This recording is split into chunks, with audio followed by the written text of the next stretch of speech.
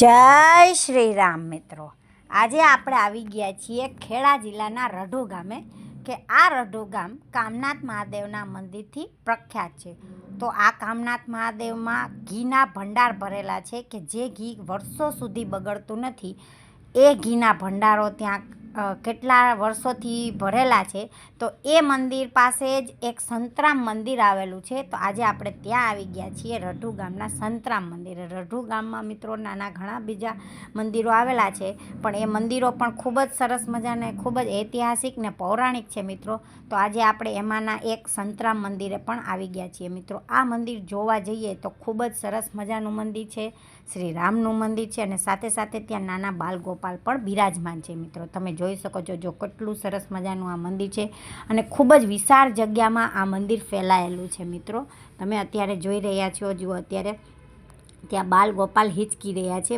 જુઓ તમે નાના નાના, કારણ કે જન્માષ્ટમી હતી તો બાલ ગોપાલનો જન્મોત્સવ મનાવેલો હતો, અને એના હિસાબે જુઓ બાલ ગોપાલને સરસ મજાના હિંચકે એટલે કે હિંડોળે બેસાડેલા છે, અને તેને લોકો ઝૂલાવે છે, અને ત્યાં બાલ ગોપાલના દર્શનનો લાભ લઈ રહ્યા છીએ મિત્રો. જુઓ ત્યાં બાજુમાં સરસ મજાની કૃતિઓ પણ બેસાડેલી છે, ગામડા ટાઈપની, કે જૂના જમાનામાં આપણે જે રીતના ગામડામાં થતું કે રોટલા તૈયાર થતા હોય, સગડી ચાલતી હોય અને એમાં આ રોટલા બનતા હોય, એ પ્રમાણેનો અહીં આખો ઇતિહાસ અને એવી રીતનું બનાવેલું છે. આખું સરસ મજાની કૃતિઓ એવી ટાઈપની બનાવેલી છે. જુઓ અહીંયા બધા જ ભગવાનના ફોટા અને ફોટો મૂકેલા છે, અને કૃતિઓ પણ બનાવેલી ને મૂકેલી છે. જુઓ તમે બધા જ ભગવાનના તમને અત્યારે અહીંયા દર્શન થશે મિત્રો. તમે જોઈ રહ્યા છો જુઓ.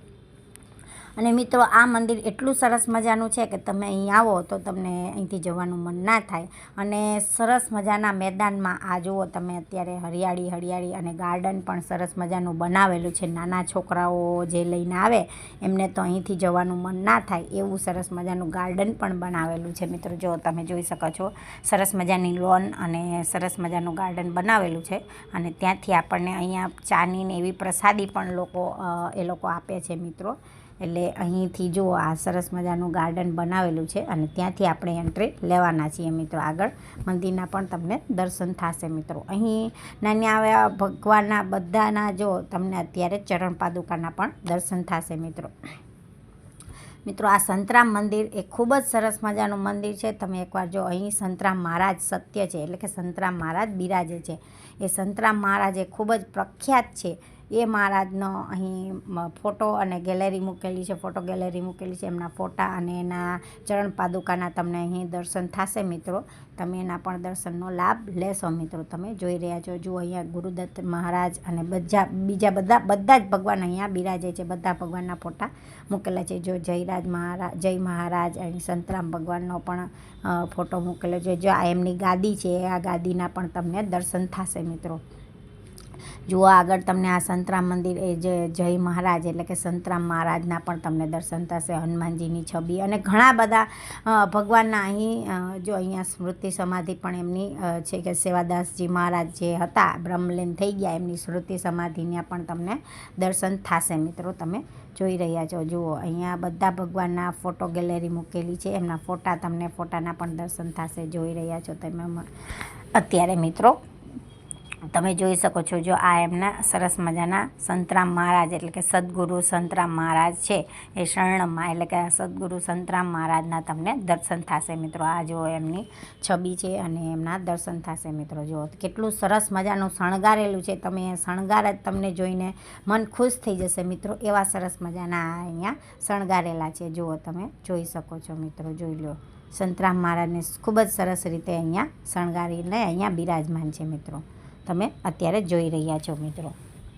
અને આ જુઓ એની લોન પણ પાથરેલી છે, અને સરસ મજાનો બગીચો બનાવેલો છે, કે જેથી કરીને નાના છોકરાઓ પણ અહીંયા આવે તો એમને આવવાની અહીંયા ખૂબ જ મજા આવે છે. એ અહીંયા રમે છે, અને આખા મેદાનમાં બધે આટા મારી શકે છે. તમે જોઈ રહ્યા છો, જો અહીંયા રહેવાની અમુક સગવડો પણ અહીં આવેલી છે, અને અન્નક્ષેત્ર પણ અહીંયા ચાલુ હોય છે મિત્રો. તમે જોઈ રહ્યા છો મિત્રો.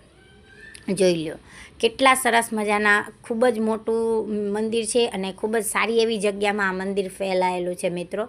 તમે જ્યારે પણ આવો ત્યારે એકવાર જરૂરથી આ મંદિરના મુલાકાત લેજો, અહીં દર્શનનો લાભ પણ લેજો મિત્રો. ફરીથી મળીશું મારા નવા વિડીયો સાથે. ત્યાં સુધી સૌને મારા જય શ્રી કૃષ્ણ, આવજો અને ટાટા. અને હા, એક વાત જરૂરથી કરી, મારી ચેનલને લાઇક કરજો, શેર કરજો અને સબસ્ક્રાઈબ કરજો અને બેલ આઇકન દબાવવાનું ભૂલતા નહીં. જો મારો વિડીયો ગમ્યો હોય મિત્રો તો જરૂરથી એકવાર કમેન્ટ અને લાઇક જરૂરથી કરી દેજો. ફરીથી મળીશું નવા વિડીયો.